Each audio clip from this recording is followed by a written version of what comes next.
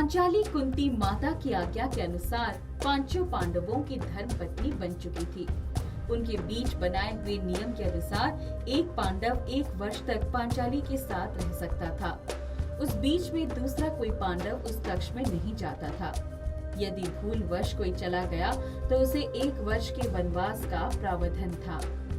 एक बार अर्जुन पांचाली के साथ 1 वर्ष तक रहे और जब बाहर निकले तो अपना धनुष बाण वहीं पर भूल गए।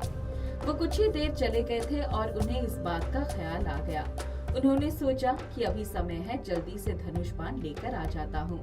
संयोगवश उनके बड़े भाई युधिष्ठिर अंदर प्रवेश कर चुके थे। उनके बाद जब अर्जुन अंदर गए तो नियम भंग हो गया। क्षमा कीजिए भ्राताश्री, मैं अपना धनुष बाण भूल गया था। मुझसे बड़ी भूल हो गई। मेरा विश्वास कीजिए, मैंने जानबूझकर ऐसा नहीं किया। मैं जानता हूँ अब मुझे 1 वर्ष के लिए वनवास जाना होगा। भ्राता अनुज, मुझे बड़ा खेद है कि इस भूल के लिए तुम्हें सजा भुगतनी पड़ रही है। काश ऐसा ना होता। द्रौपदी 5 पांडवों में सबसे अधिक अर्जुन को प्रेम करती थी, इसलिए उसे अत्यधिक कष्ट हुआ।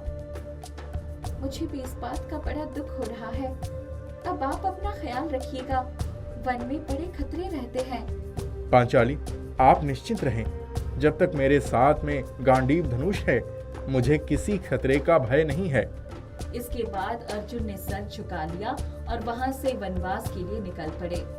वन में बड़े बड़े संकट के बीच में जीवन बिताना था। एक भयानक शेर दहाड़ता हुआ उनकी तरफ आने लगा।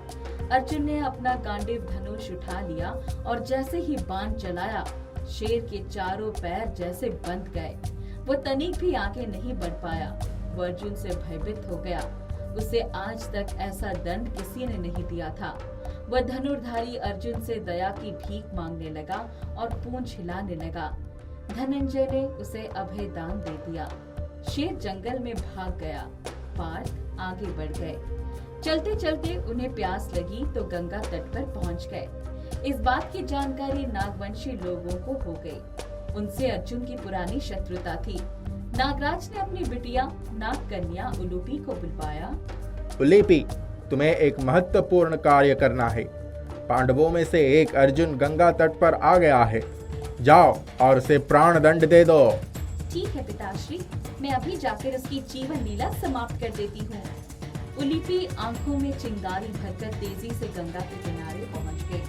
वहाँ अर्जुन का अद्भुत सौंदर्य देखकर मोहित हो गई। उसका सारा गुस्सा कपूर की तरह उठ गया। उसके मन में प्रेम का बीज पनपने लगा। उस समय पहले जो जान की दुश्मन बनी थी, अब वो अपनी जान छिड़कने के लिए तैयार थी।